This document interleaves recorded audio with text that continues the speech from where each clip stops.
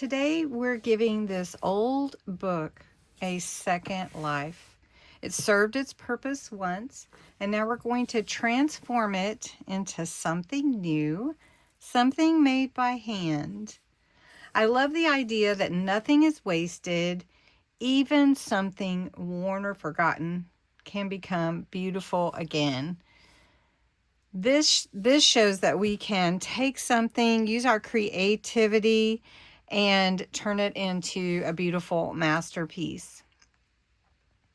We're going to remove the text block, which is this portion here, so that we can use this sturdy hardcover as the base for my journal. Old books make incredible foundations because the covers are already aged, strong, and full of character.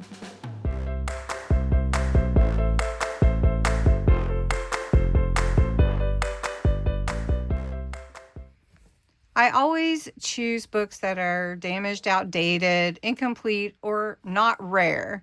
We're not destroying something value. I want to re-emphasize that. We are rescuing this and putting it into a beautiful project.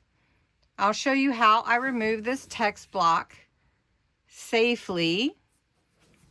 We're going to clean off the spine to prepare it for the signatures, which we will sew in, and I plan to do a crisscross stitch on this journal, not today, and prepare it to rebuild so that I can stitch into it.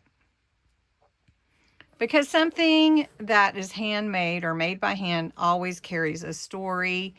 We're going to turn something that might have been forgotten into something really meaningful. There's always beauty in upcycling and rebuilding.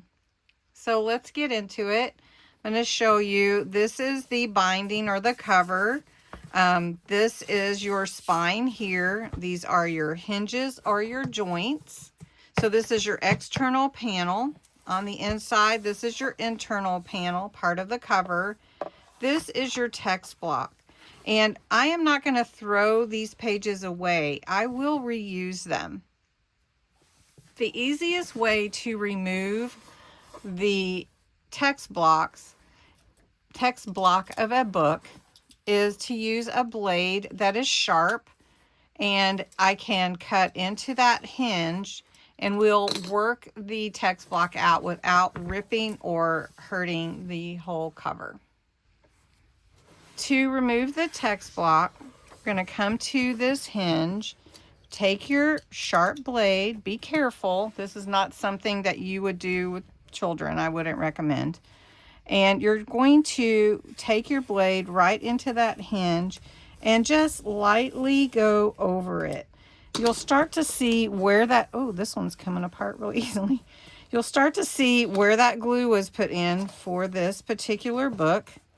And then you can work your way into that to cut it apart. Well, this one just came apart super easy.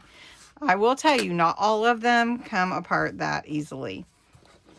So we're going to go to the back hinge and we're going to do the same thing, just a simple, easy cut straight down with a straight edge. You want to be careful not to cut your book, but even if you do, I just want to tell you, you can save the book because we are going to cover it anyway.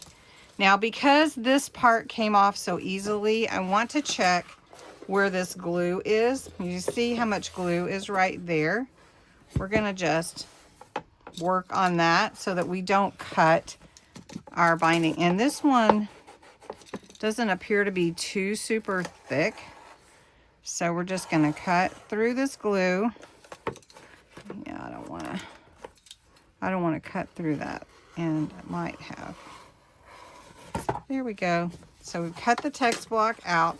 There is a little bit of cutting right here, but we will fix that when we reinforce the spine.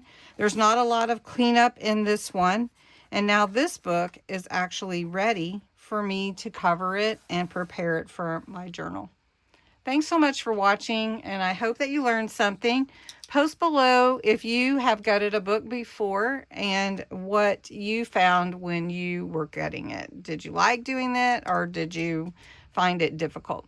Thanks so much for watching. Have a great day.